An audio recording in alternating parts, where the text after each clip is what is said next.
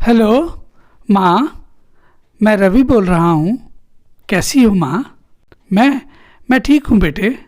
ये तो बताओ, बहू और तुम दोनों कैसे हो? हम दोनों ठीक हैं माँ, आपकी बहुत याद आती है। अच्छा सुनो माँ, मैं अगले महीने इंडिया आ रहा हूँ तुम्हें लेने। क्या? हाँ माँ, अब हम सब साथ साथ रहेंगे। नीतू कह रही थी माँ जी को अमेरिका में ले आओ, वहाँ अकेली बहुत परेशान हो रही होगी। हेलो, सुन रही हो ना माँ? हाँ बेटा, हाँ बेटा। बूढ़ी आंखों से खुशी की अश्रुधारा बह निकली।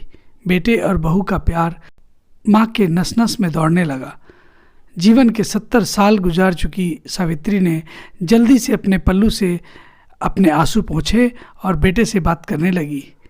पूरे 2 साल बाद बेटा घर आ रहा था। बूढ़ी सावित्री ने मोहल्ले भर में दौड़ दौड़ कर ये खबर सबको सुना दी।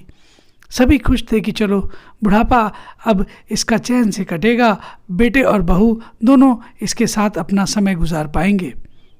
रवि अकेला आया था।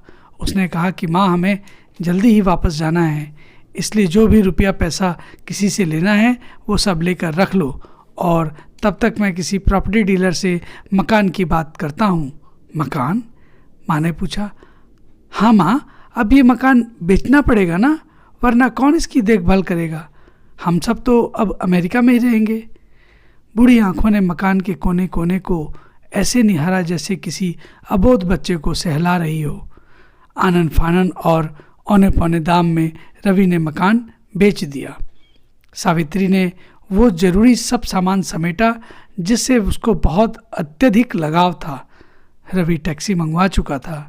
एयरपोर्ट पहुंचकर रवि ने कहा, माँ तुम यहाँ बैठो, मैं अंदर जाकर सामान की जांच और बोर्डिंग का वीज़ा बाकी सब काम निपटा कर आता हूँ। ठीक है बेटे।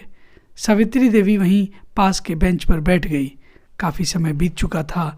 बाहर सावित्री बैठी बार बार उस दरवाजे की तरफ देख रही थी जिसमें रवि अंदर गया था, लेकिन अभी तक बाहर नहीं आया था।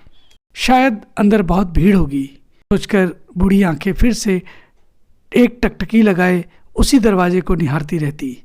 सुबह से अब शाम हो चुकी थी, अंधेरा हो चुका था। एयरपोर्ट के बाहर गहमा गहमी भी अब कम हो चुकी थी। तभी एक पीछे से आवाज़ आई, माँ जी, किससे मिलना है आपको?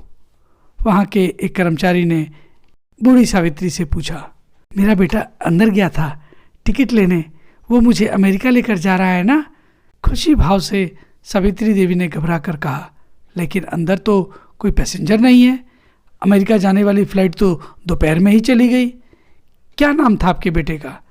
उस कर्मचारी ने सावित्री से सवाल किया। रवि। सावित्री के चेहरे पे चिंता की लकीरें उभर आईं। कर्मचारी अंदर गया और कुछ देर बाद बाहर आकर बोला, माँ जी, आपका बेटा रवि तो अमेरिका जाने वाली फ़्लाइट में कब का जा चुका है। क्या? वृद्धा की आंखों से आंसुओं का अब सैलाब फूट पड़ा। बूढ़ी माँ का रोम रोम कांप उठा। हे भगवान, अब मैं कैसे घर जाऊंगी, कहाँ रहूंगी? तरह तरह के प्रश्न उसके मन में उठने लगे, लेकिन माँ का मन था कि उसे संतावना दे रहा था। नहीं नहीं, इसे जरूर कोई गलतफहमी हुई है, मेरा रवि ऐसा नहीं हो सकता।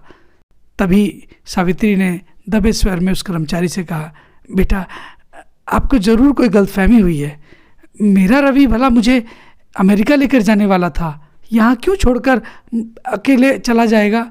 कर्मचारी ने कहा कि माँ, हमें कोई गलतफहमी नहीं हुई है, आप घर जाओ, आपका बेटा अमेरिका की फ़्लाइट से जा चुका है, ये बिल्कुल कन्फर्म खबर मैं आपको बता रहा हूँ। सावित्री मन ही मन सोचने लगी कि अब क्या करूं। जैसे तैसे घर वापस पहुंची और उस मकान पर पहुंची जो अब उसका नहीं था। अब वो मकान बिक चुका था। रात के अंधेरे में घर के बाहर वो चबूतरे पर ही बिना कुछ खाए पिए सो गई। सुबह हुई तो दयालु मकान मालिक ने सारी बात सुनी तो उसका दिल पसीज गया।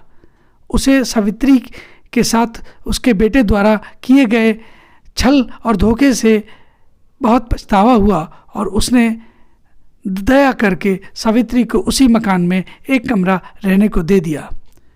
पति की पेंशन से घर का किराया और खाने का काम चलने लगा। समय गुजरने लगा।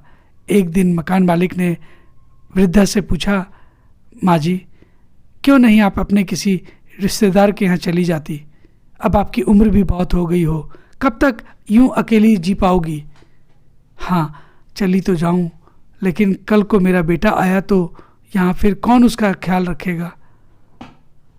आंख से आंसू आने लग गए। दोस्तों, माँ बाप का दिल कभी मत दुखाना।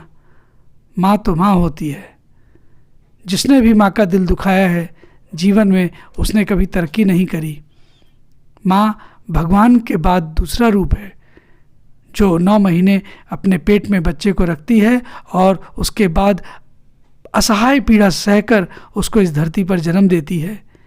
लेकिन आज के ये कलयुगी बेटे उन्हीं माँ बाप को छलने में लगे हुए हैं, उन्हीं माँ बाप को धोखा देकर अपने लिए तरक्की का रास्ता ढूंढने लगे हैं। तो दोस्तों, ये थी हमारी आज की कलयुगी बेटे की एक मार्मिक कहानी। आप इस कहानी के बारे में अपनी राय कमेंट बॉक्स में लिखकर बताएं। और अगर आपको आज की ये कलयुगी बेटे की कहानी पसंद आई हो तो कृपया इसे लाइक करें, अधिक से अधिक शेयर करें और हाँ, हमारे इस चैनल को भी कृपया सब्सक्राइब करना ना भूलें। आप सबका इस कहानी को सुनने के लिए बहुत बहुत धन्यवाद। नमस्कार।